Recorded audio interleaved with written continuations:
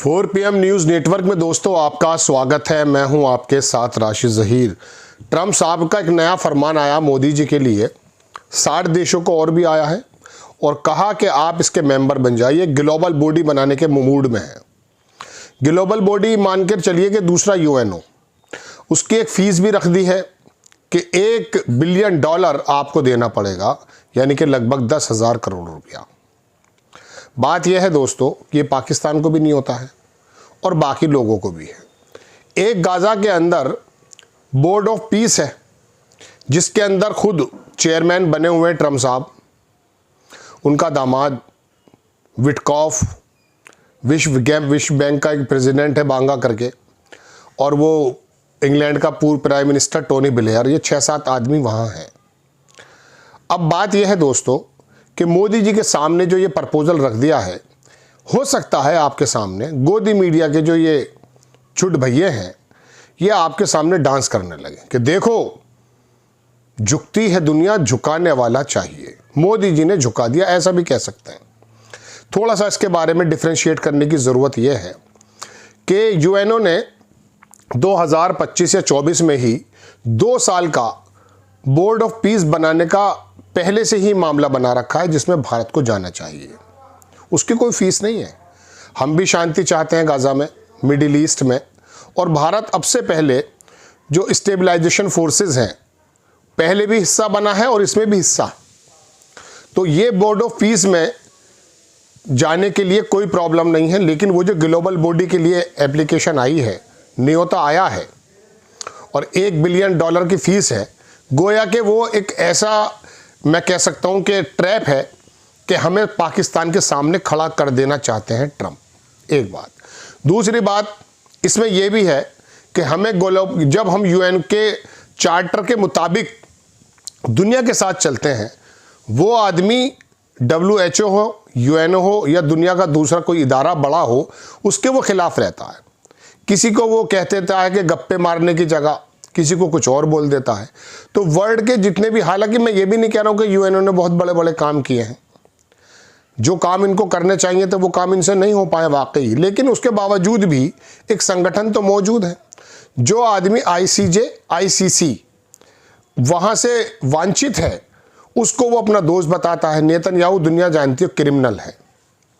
ICJ ने उसके warrant निकाल रखे हैं। उससे नज़दीकियाँ हैं भारत की, मोदी की। अब ये गोया कि आप ये मानकर चलिए कि इजराइल के बारे में भारत का पहले से स्टांस ये था या कहा जाता था कि गाज़ा युद्ध तो नहीं था, नरसंहार था। उसमें भारत के ऊपर ये आरोप लगते थे, मोदी के ऊपर ये आरोप लगते थे कि वहाँ पर कुछ बैकडोर से हथियार वगैरह जा रहे हैं। बल्कि यूक्रेन का एक बहुत बड़ा अखबार है, उसने तो रूस के बारे में भी छापा था। खैर वो अलग बात है। तो ऐसे में ये यहूदियों की जमात, ये दरअसल इसराइल के इशारे पर भारत को भी न्योता दिया गया है। अब जहन में बात ये आ सकती है कि हमारे ऊपर से टैरिफ हट जाएंगे, हमारे पास एक गोल्डन चांस है, वो एक अलग चीज़ है, वो नहीं हटेंगे। ये तो दरअसल हम यूएनओ के मद्देनज़र अगर बोर्ड ऑफ पीस में हम जाते हैं तो कोई प्रॉब्लम नहीं है, हम शांति की बात पहले भी, लेकिन हमास को डिमिलिटराइज कर देना, उनसे लड़ना, ये हमारा काम नहीं है। और अब आकर के एक ऐसी जगह फंसा दिया है मोदी जी को ट्रंप ने कि आप इसको ना भी नहीं कर सकते, इसको हाँ भी नहीं कर सकते हैं, अगर आपने ट्रिकी सिचुएशन इस्तेमाल नहीं की। ट्रिकी सिचुएशन क्या है कि जहाँ तक यूएनओ का पॉइंट है, हम वहाँ दुनिया के साथ हैं, लेकिन आप अगर ग्लोबल बॉडी बनाकर हमें उसका $1 बिलियन लेकर के बनाना चाहते हैं, और उसके अंदर लेटर में लिखा भी है कि ये दरअसल मोदी को इनविटेशन नहीं है, प्राइम मिनिस्टर ऑफ इंडिया को इनविटेशन, वो देशों को शामिल करना चाहता है। अभी उसका जो बोर्ड ऑफ पीस है उसके अंदर भी कोई ज़्यादा लोग शामिल नहीं हुए हैं, उसके 6-7 आदमी ही हैं। अभी ग्लोबल बॉडी में तो कोई शामिल भी नहीं हुआ है। बल्कि सऊदी अरेबिया का एक खामोशी से पैगाम यह है कि हमें इस बोर्ड ऑफ पीस का हिस्सा भी ना बनाया जाए, और ग्लोबल बॉडी को तो वो मना ही कर रहा है। तो जो सऊदी अरेबिया गाज़ा और मिडिल ईस्ट के अंदर बड़ी मुख्य भूमिका निभा रहा था, उसने भी जाकर अपना एक मुस्लिम नेटो बना दिया है। मैं अगर आपसे कहूँ हॉर्न ऑफ अफ्रीका के जो मुल्क हैं, इसको सोमालिया कहें, इसको यमन कहें, इसको और जगहों की बात करें, वहाँ पर सऊदी अरेबिया एक, उसमें टर्की भी शामिल है, उसमें पाकिस्तान भी शामिल हो चुका है। तो ये एक ऐसा अलग अजीब व गरीब नेटो बन रहा है। दुनिया की स्थिति इस प्रकार की है कि मोदी जी एक तरफ जहां इस बार भारत ब्रिक्स की भी सदारत करने जा रहा है, हमारे पास गोल्डन चांस है। हमने अपनी सेनाओं को तो नहीं भेजा था वहां पर अभ्यास करने के लिए, लेकिन हम अमेरिका को ये बता सकते हैं कि हम तेरे किसी दबाव में नहीं रहते हैं। उसने इस बोर्ड ऑफ पीस में, इस ग्लोबल बॉडी में ना तो चीन को इन्वाइट किया है, ना रशिया को इन्वाइट किया है। अर्जेंटीना से लेकर स्वीडन तक जो भी दक्षिणपंथी सरकारें हो सकती हैं, उनको ज़्यादा इंटरेस्ट है ट्रंप को। तो ट्रंप दुनिया के अंदर एक नई व्यवस्था लाने की कोशिश करता है। ये व्यवस्था ऐसा नहीं कि ट्रंप लाया। मैं आपको बताऊं, जॉर्ज बुश के टाइम में भी जब हमारे डिप्टी पीएम थे अडवाणी साहब, उनसे भी एक सिग्नेचर करा लिए थे अमेरिका के अंदर, उनको एक स्पेशल विजिट दे करके, जिसपे वाजपेयी साहब बहुत बिगड़े थे। उस वक्त भी एक ऐसी ग्लोबल बॉडी बनाने की कोशिश की गई थी, एक ऐसा बोर्ड बनाने की कोशिश की गई थी कि इराक में जाकर के नरसंहार करें। हम जानते हैं दोस्तों कि श्रीलंका में जब शांति सेना भेजी गई थी, हालांकि हम अपने जिम्मेदारियों को पूरा करने के लिए आज भी अडिग हैं, लेकिन उसके रूप में आपको मालूम है कि राजीव गांधी की एक नरशंस हत्या कर दी गई थी। वहीं श्रीलंका के जो नरसंहार करने वाले लोग लिट्टे के लोग थे। दोस्तों, बात यह है कि ट्रंप की चालाकियों को समझना विदेश नीति के ज़रूरी, मैं कह सकता हूं कि अपने दस्त रस्त में है, उसको समझना चाहिए। ट्रंप की और इसराइल की जो ये चालाकियां हैं, जो हमें पाकिस्तान के साथ में खड़ा कर देना चाहती हैं। हालांकि 10,000 करोड़ यानी कि 1 बिलियन देगा कौन, पहली बात तो ये है। पाकिस्तान का जो मुनीर है वो तो उनका चाटुकार है, वो कहीं से, हालांकि 2.5 बिलियन होते के साथ ही उनको ब्याज देना पड़ता है। कभी चीन से उधार लेते हैं, कभी सऊदी अरेबिया से उधार लेते हैं, देना बस की नहीं है।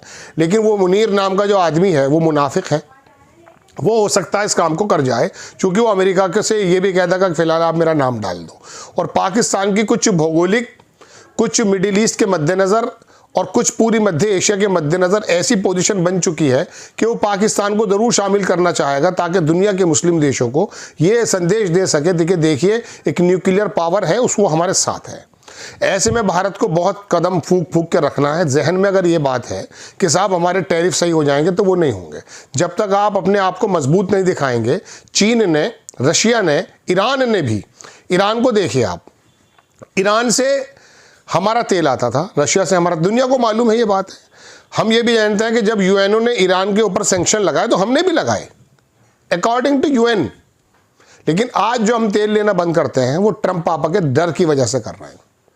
दोस्तों, बात यह है अपने देश के बारे में विश्लेषण करना, सोचना हर एक आदमी का फर्ज बनता है। हाँ, थोड़ा साहिब अकल होना ज़रूरी है।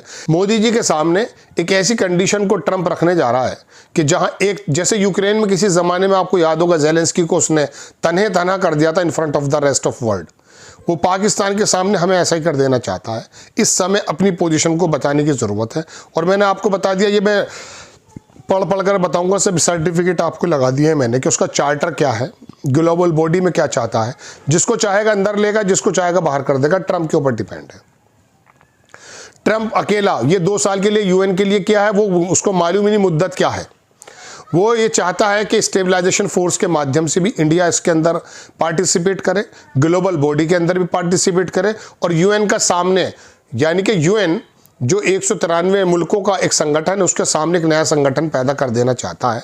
और उसमें भारत को इसलिए शामिल किया, मोदी जी को नहीं किया है, प्राइम मिनिस्टर ऑफ इंडिया को इन्विटेशन देकर ये बात बोल रहा है वो कि ताकि उसका मजबूत, लेकिन यहाँ पर अपनी रीढ़ को सीधा करके बात करने की ज़रूरत है। इस चीज़ से टैरिफ का कोई ताल्लुक नहीं है, याद रखिएगा। 1 बरस हो गया है वो कभी मोदी जी की तारीफ भी कर देता है, कभी अचानक आड़े हाथों ले लेता है, लेकिन वो बार बार 25%, 50%। ग्रीनलैंड पर बोलने को 2 शब्द नहीं है। पूरा यूरोप उसके सामने आ गया, बल्कि यूरोप अपनी फौजें उतार रहा है ग्रीनलैंड में। फौजें इन द सेंस वो सांकेतिक ही है, लेकिन फिर भी वो खड़ा तो हो गया। ऐसे में दोस्तों, ईरान पर आप इसलिए नहीं बोले कि चूंकि वहाँ पर चलिए कट्टरपंथी हैं, आपने इसलिए हमास पर इसलिए नहीं बोलते, हमास जो है आतंकवादी ग्रुप है ऐसा समझते हैं आप। लेकिन कम से कम ग्रीनलैंड पर तो स्टैंड लिया जा सकता था, उसको बताया जा सकता था कि हम दुनिया के अंदर एक अलग स्टैंड लेने के लिए जाने जाते थे, जाने जाते नहीं हैं। जय हिंद।